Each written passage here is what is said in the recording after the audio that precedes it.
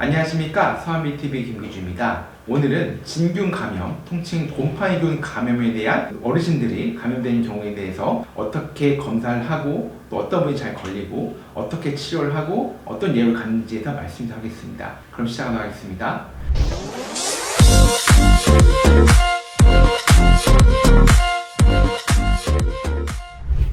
곰팡이균은 아마 가장 먼저 떠오르는 것은 피부 감염, 그 중에서 무좀일 겁니다. 무좀을 걸리신 분도 알겠지만 곰팡이균 감염은 치료가 그렇게 쉽지 않고 상당히 오랜 기간이 걸리게 됩니다.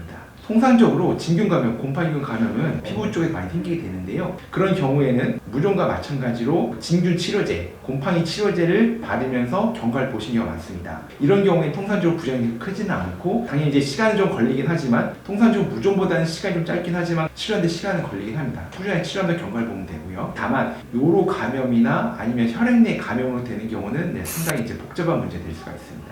곰팡이균이 상대적으로 젊고 건강하신 분이라 하면은 증상이 없다고 하면 따로 치료하지 않는데요. 그런 경우가 아니라 전반적인 상태가 안 좋으시거나 한 경우에는 만약에 소변줄이 있다고 하면 소변줄을 빼기 어렵다면 새로 끼고 교체한 다음에 검사를 하고요. 또 면역력을 저하시킬 만한 다른 원인들, 예를 들어서 면역 억제제를 포함한 스테로이드를 투여하고 있거나 아니면은 그분께서 당뇨가 조절이 안 되거나 전반적인 상태가 안 좋다고 하면 이런 걸 치료하면서 경과를 볼 수도 있고요. 또는 항생제를 장기간 사용하는 경우에도 이런 곰팡이균이 나올 수가 있기 때문에 이런 전반적인 컨디션 조절을 다시 하고 소변줄도 교체하거나 새로 뺀 다음에 검사해도 여전히 나오는 고령의 요양병 입원 중증의 환자라고 하면, 특히 격리를 요하는 CRV 같은 균이 동시에 있는 분이라고 하면은 이분은 치료를 요하는 경우가 더 많습니다. 이런 경우에는 곰팡이균 약제를 투여하는데요. 곰팡이균 약제도 여러 가지가 있고 또 그 중에서도 또 환자분이 균 종정, 균 배양 검사상에서 효과가 있다고 보여진 진균제, 곰팡이 약을 써야 하는데 저 1차적으로 이제 플루코나졸이나 이제 보리코나졸 같은 아졸계열 약을 가장 많이 쓰게 되는데요. 그 이유가 이 약들이 그나마 곰팡이 약 중에서는 부작용이 적은 편입니다. 곰팡이 약들이 대부분 간에 부담을 많이 주거나 아니면 전반적인 상태를 악화를 유발시키는 등 몇몇 부작용들이 꽤 있을 경우가 있어가지고 실질적으로 암포테리신 같은 부작용이 심한 곰팡이 약은 현실적으로 쓰기 어려운 게 사실이고요. 증상이 없다 할지라도 전반적인 면역력 저하와 더불어서 여러 가지 위험한 상태에 있다고 판단되는 환자분들 같은 경우에는 이런 약을 같이 투여하는 경우가 많습니다. 그리고 투여를 할 때 먹는 약이 있고 주사약이 있는데요. 저희는 1차적으로는 먹는 약보다는 주사약을 더 많이 씁니다. 실질적으로 저희가 어르신들을 대상으로 일반 환자 대상으로 이런 플루코나졸 같은 약을 써보게 되면은 먹는 약을 쓰게 되면은 식욕이 저하되거나 하는 문제들이 더 많이 발생을 하고 약이 쓰거나 삼키기 어렵거나 아니면은 그걸 먹고 나서 소화가 안 된다거나 아니면은 식사에 줄어든 경우가 좀 많이 봐서 그보다 상대적으로 주사약 같은 이런 부작용이 적기 때문에 지금 주사약을 1차적으로 더 많이 쓴 경우가 많고요. 꼭 이게 꼭 정답이라는 건 아니고 환자분 상태에 따라서 먹는 약을 쓸지 주사 쓸지 좀 다를 수가 있을 것 같습니다. 이런 약을 쓰면 경과를 보고 이제 해결이 되면 다행이고요. 치료가 안 된다고 하면은 또 그 다음으로 다른 약제를 고민하거나 아니면 유발시킬 만한 다른 원인들 같이 치료하는 경과를 보는 게 있습니다. 특히나 CRE, VR 같은 격리된 환자분들, 이분들 사실은 면역력이 떨어져서 이렇게 생긴 경우가 많거든요. 이런 분들이나 아니면 임종을 앞두신 분들 같은 경우에는 이런 검사상에 이런 곰팡이균이 나오는 경우가 상당히 좀 더 많은 게 사실인 것 같습니다. 또 항생제를 오랫동안 장기간 사용하신 분들 또한 이런 곰팡이균이 나오는 경우가 상당히 많은 경우가 있습니다.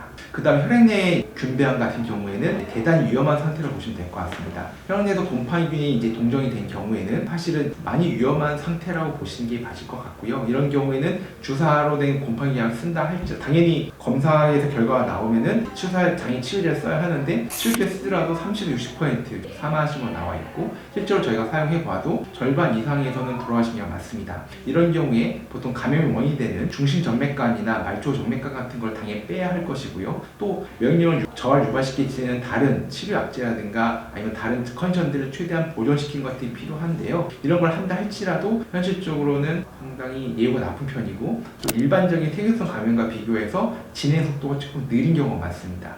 일반적인 세균성 감염은 감염이 균혈증, 즉 피로 감염이 된 경우에 적절한 치료제가 빨리 적응되지 못하면은 빠른 속도 수일 내에 급속히 나빠져 사망하는 경우가 반면 그런 진균 감염도 빠른 속도로 나빠지는 경우가 있지만 보통 대부분은 나빠진 경우에도 통상적으로 1주에서 3-4주까지 상당히 오랜 기간 천천히 기간에 나빠지는 좀 빈도가 있는 것 같아서 확실히 곰팡이균은 일반적인 균에 비해서 잘 걸리지도 않지만 면역력이 저하되신 분한테 걸리기도 하지만 실제로 걸린다 할지라도 치료하는데도 더 오래 걸리고 또 나빠지는데 조금 더 오래 걸린다 라고 보시는 게 좀 맞지 않을까 싶습니다. 또 다른 여러 곳에 감염될 수 있지만 또 이제 객담, 가래에도 감염되신 경우가 또 있다고 있는데요. 이런 경우에도 통상적으로 요로 감염과 비슷하게 가능하면은 원인된 것 교정해주고 그래도 해결되지 않는다면은 진균제를 쓰면서 경과를 보는 일반적인 경과를 보고 있습니다. 실제적으로 진균 감염이 이렇게 면역력이 저하되신 고령의 환자분들이 상당히 많은데 반해서 실제적으로 검사가 많이 이루어지지 않아서 놓쳐진 경우가 많습니다. 이런 진균에 대한 검사를 하려고 하면 결국 균병 검사를 시행할 수밖에 없고